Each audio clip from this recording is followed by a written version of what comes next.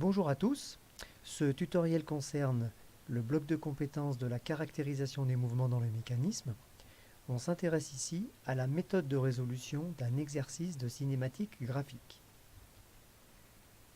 Alors j'ai choisi ce système relativement simple mais qui permet d'appréhender la plupart des mouvements à exploiter en cinématique plane.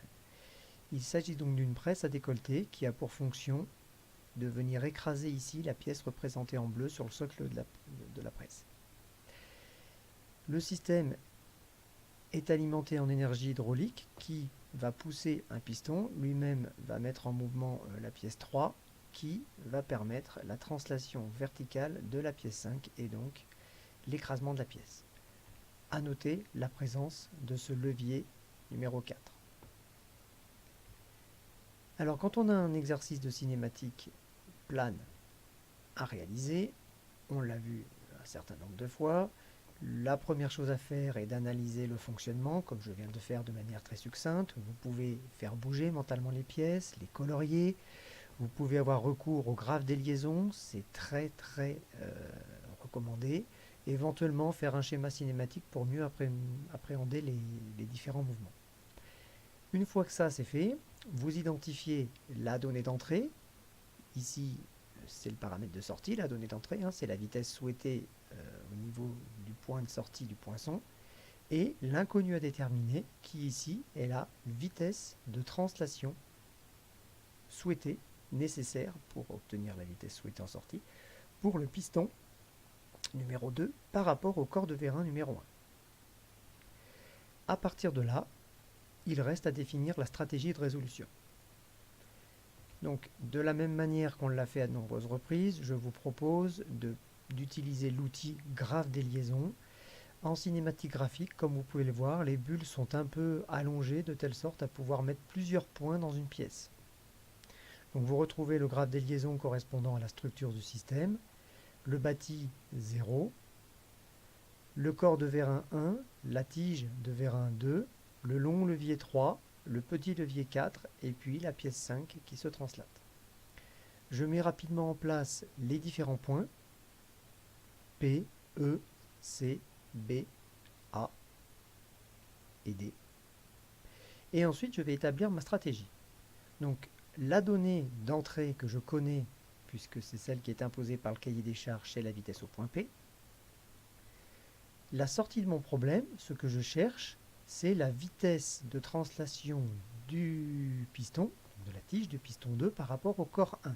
Cette vitesse, je peux l'exprimer par exemple au point B.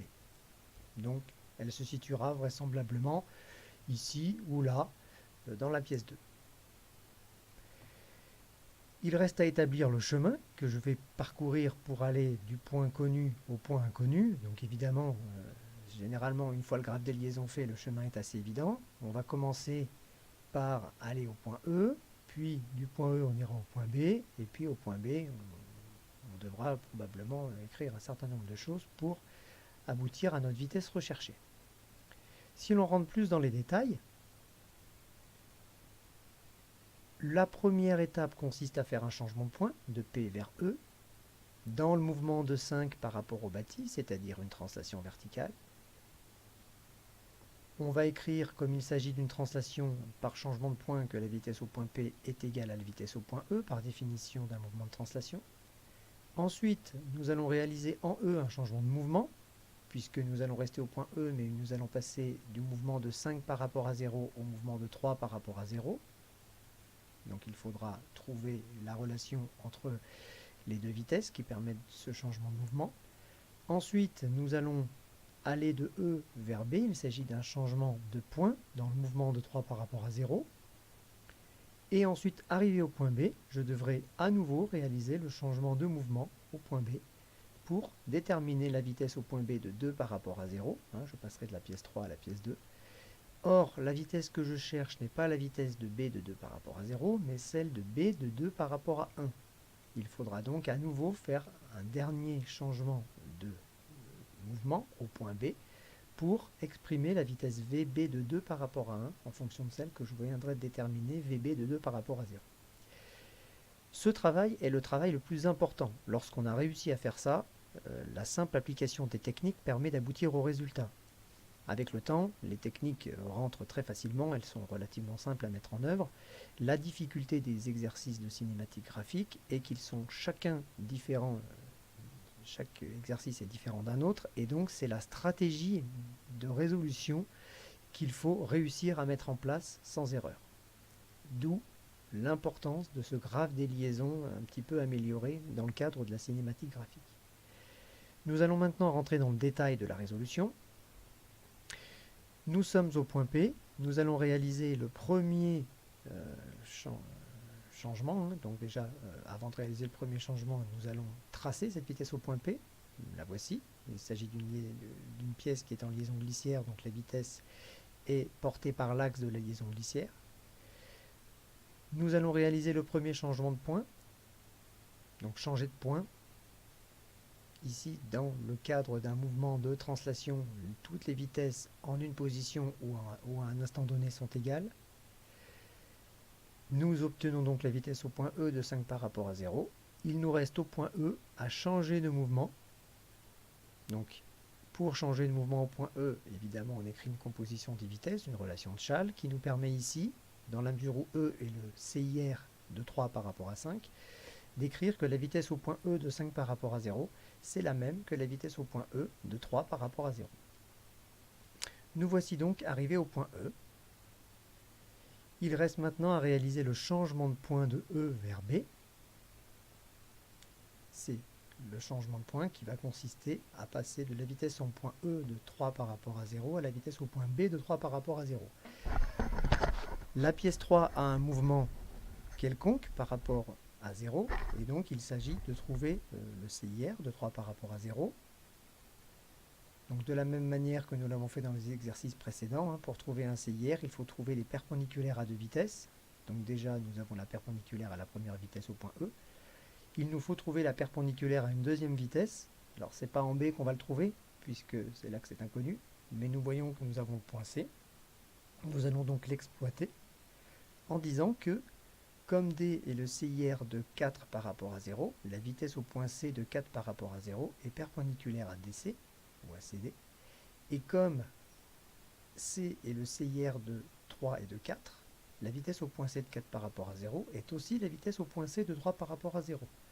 La vitesse au point C de 3 par rapport à 0 est donc connue, elle est perpendiculaire à CD, comme la vitesse au point C de 4 par rapport à 0. Nous pouvons donc déterminer la perpendiculaire à cette vitesse, qui est CD, et nous obtenons donc deux perpendiculaires qui se croisent forcément au CIR I30. Le CIR est donc déterminé. À partir de là, on en déduit évidemment la direction de la vitesse au point B. La vitesse est perpendiculaire au rayon. Donc je trace la perpendiculaire au rayon IB. Reste maintenant à trouver la norme de cette vitesse, et pour cela nous disposons de plusieurs techniques. Je vais en développer une tout de suite, et puis les deux autres en fin d'exercice pour vous entraîner. Je rappelle au milieu de cette capsule que s'il est bien de lire les tutoriaux pour se familiariser avec les méthodes, il est indispensable derrière d'exploiter, d'appliquer ces méthodes de manière autonome, seul, en cherchant sur des problèmes autres que ceux qui sont donnés dans les tutoriaux. Donc première solution pour trouver la norme de la vitesse au point B, je connais la vitesse au point E, je vais déterminer la vitesse au point E', E' étant sur le même cercle de centre I et de rayon IE, sa norme sera égale, mais E' a la particularité ici d'être aligné avec I et B. Je peux donc ensuite exploiter la proportionnalité des vitesses. C'est probablement la solution la plus simple. Je rappelle, les deux autres seront donnés en fin de tutoriel. Nous sommes donc arrivés au point B, nous avons notre vitesse au point B de 3 par rapport à 0. Nous allons donc faire le changement de mouvement au point B. On écrit donc une nouvelle relation de Schall. VB de 3 par rapport à 0 est égal à VB de 3 par rapport à 2, puisque B est en liaison pivot avec la pièce 2, puisque 3 est en liaison pivot avec la pièce 2 en B, plus VB de 2 par rapport à 0. Donc VB de 3 par rapport à 0 est égal à VB de 2 par rapport à 0. Mais il faut que je fasse à nouveau un changement de point, car ce n'est pas VB de 2 par rapport à 0 qui m'intéresse, mais VB de 2 par rapport à 1. Donc je compose avec 1, ce qui donne VB de 2 par rapport à 1, plus VB de 1 par rapport à 0. Je rappelle que cette vitesse est entièrement connue, c'est VB de 3 par rapport à 0 tracé précédemment. VB de 2 par rapport à 1, par définition du mouvement entre le piston et le corps de vérin, elle est selon AB, donc parallèle à AB. La vitesse de B de 1 par rapport à 0, selon le mouvement de 1 par rapport à 0, dont le CIR est A, est perpendiculaire à AB. Je peux donc réaliser ma composition des vitesses en complétant le parallélogramme et en écrivant que ma vitesse VB de 3 par rapport à 0, qui est VB de 2 par rapport à 0, est égale à VB de 2 par rapport à 1, plus VB de 1 par rapport à 0.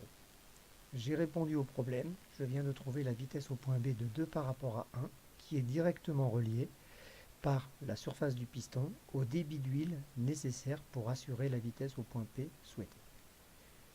Ce tutoriel est terminé.